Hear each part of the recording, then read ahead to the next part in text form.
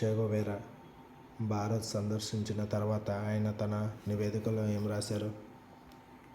అర్జెంటీనాలో ఓ మధ్యతరగతి కుటుంబంలో 1928 జూన్ 14న చెగోవెరా జన్మించారు. వృత్తిపరంగా డాక్టర్ అయిన చెగోవెరా 33 ఏళ్ల వయసులో క్యూబా పరిశ్రమల శాఖ మంత్రి అయ్యారు.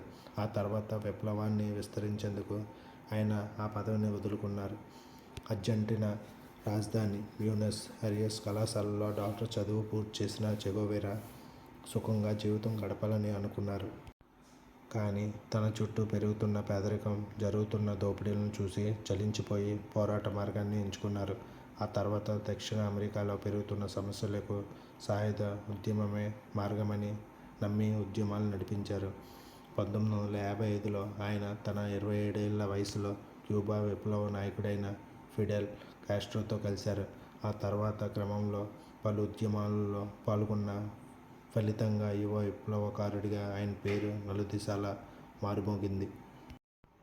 క్యూబా విప్లవం అనంతరం చెగోవెరా 31 ఏళ్ల వయసులో క్యూబా జాతీయ బ్యాంకు అధ్యక్షుడు అయ్యారు. ఆ తర్వాత క్యూబా పరిశ్రమల మంత్రిగా పనిచేశారు. 1964లో చెగోవెరా ఐక్యరాజ్య సమితిలో క్యూబా తరపున ప్రాతినిధ్యం వహించారు. అప్పటికి ఆయన వయసు 36 ఏళ్లు. ఆయన చేసిన ప్రసంగానికి అప్పట్లో భారీ స్పందన వచ్చింది. బొలివియాలో అత్యంత శక్తిమంతమైన నాయకుడిగా గుర్తింపు పొందిన చెగోవెరా 37 ఏళ్ల వయసులో తర్వాత ఆఫ్రికన్, లాటిన్ అమెరికన్ దేశాలలో విప్లవం తీసుకురావాలని కంకణం కట్టుకున్నారు. బొలివియాలో తిరుగుబాటుదారులకు గెరిల్లా పోరాట పద్ధతులలో శిక్షణ ఇచ్చారు. బొలివియాలో ఆయన నడిపిన ఉద్యమం అమెరికా ఇంటెలిజెన్స్ సంస్థలకు ఆందోళన కలిగించింది. దాంతో అమెరికా ఇంటెలిజెన్స్ ఏజెంట్లు చెగోవెరా కోసం వేట మొదలుపెట్టారు. ప్రత్యేక బృందాలు ఆయన కోసం రంగంలోకి దిగాయి.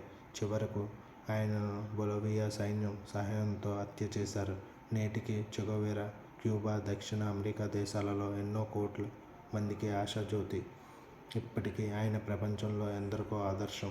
అందుకే భారత్లో యువకుల టీషర్టులపై, లండన్లో యువకులు వేసుకునే జీన్స్పై చే ఫోటోలు సర్వసాధారణం. ప్రపంచవ్యాప్తంగా ఆయనకు ఎందరో అభిమానులున్నారు.